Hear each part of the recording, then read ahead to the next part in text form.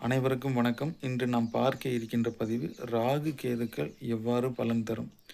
ஜோதிட சாஸ்திரத்தில் ராகு கேதுக்கள் என்பவர்கள் சாயா கிரகங்கள் என்றும் நிழல் கிரகங்கள் என்றும், ராகுவை கரும்பாம்பு என்றும் கேதுவை செம்பாம்பு என்றும், ராகு கேதுகளுக்கு சொந்த வீடு இல்லை என்றும், ராகு கேதுகளுக்கு ஒரு சில மூலநூல்களில் 3, 7, 11ஆம் பார்வைகள் உண்டு என்றும், ஒரு சில மூலநூல்களில் ராகு கேதுகளுக்கு பார்வை இல்லை என்றும் குறிப்பிடப்பட்டுள்ளது. ராகு கேதுகளுக்கு ஒரு சில மூலநூல்களில் சொந்த வீடும் கொடுக்கப்பட்டுள்ளது, ஒரு சில மூலநூல்களில் சொந்த வீடு இல்லை. ராகு கேதுக்கள் எந்த வீட்டில் நிற்கிறார்களோ அந்த வீட்டின் அதிபதியைப் போலவே மாறி பலன் தருவார்கள் என்றும் குறிப்பிடப்பட்டுள்ளது.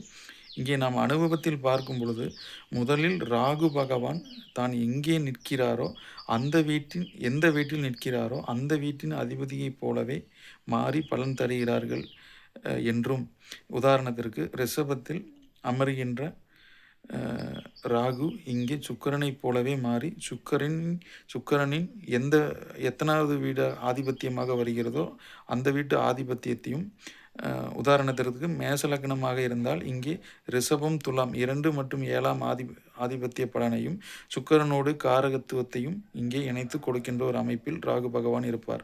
அதன் அடுத்தபடியாக ராகுவோடு இணைகின்ற கிரகம், உதாரணத்திற்கு ராகுவோடு சூரியன் இணைந்தால் இங்கே 5 கூடைய ஆதிபத்திய காரக பலனையும் இங்கே ராகு பகவான் கொடுக்கின்ற ஒரு அமைப்பில் இருப்பார். அதன் அடுத்தபடியாக ராகுக்கு கேந்திரத்தில் நின்ற ராகுவோடு இணைந்த அல்லது ராகுக்கு 4, 7, 10 அமர்ந்த கிரகத்தின் ஆதிபத்திய காரக பலன்களை ராகு கேதுக்கள் எடுத்து கொடுப்பார்கள் என்றும், அதன் அடுத்தபடியாக ராகு கேதுக்களோடு தொடர்பு கொண்ட கிரகத்தின் ஆதிபத்திய காரக பலன்களை செய்வார்கள் என்றும், அதன் அடுத்தபடியாக ராகு கேதுக்களுக்கு வீடு கொடுத்தவன் எந்த வீட்டில் அமர்ந்திருக்கிறார்களோ அந்த வீட்டின் ஆதிபத்திய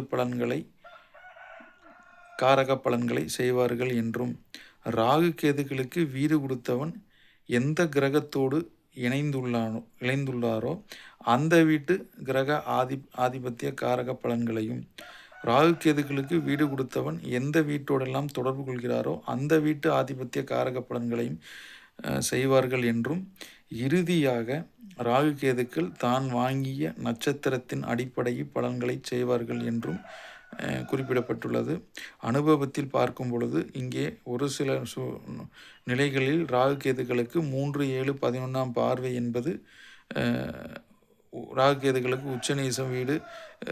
இது அனுபவத்தில் பார்க்கும் பொழுது ஒரு பொருந்தி வராத ஒரு நிலைமையாகவும் இங்கே இருக்கிறது. எனவே ராகு கேதுக்கள் என்பவர்கள் ஜோதிட சாஸ்திரத்தில் கணிக்க சிக்கலான ஒரு சாயா கிரகங்களாகும். இங்கே ராகு கேதுக்கள் தான் நின்ற இடத்தின் அதிபதியைப் போல பெரும்பாலும் பலன் தருவார்கள் என்றும், மற்ற நிலைகளில் சிறிது கலப்பு பலன்கள் ஏற்படுகின்ற ஒரு அமைப்பாகவும் இருக்கும். இங்கே ராகு கேதுக்களுக்கு பொதுவாக லக்னத்திற்கு அவயோக கிரகங்களான 6, 8, 12ஆம் அதிபதிகளின் தொடர்பு நிச்சயமாக ஏற்பட்டுவிடக்கூடாது.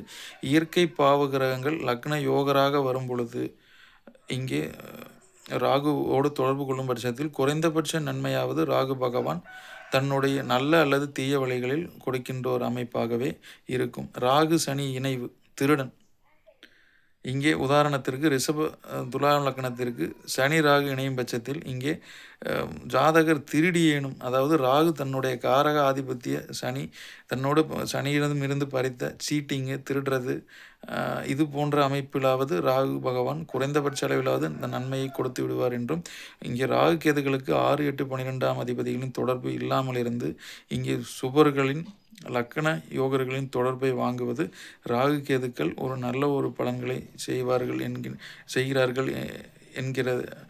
செய்கிறார்கள் என்பதை நாம் இங்கே பார்க்கிறோம்.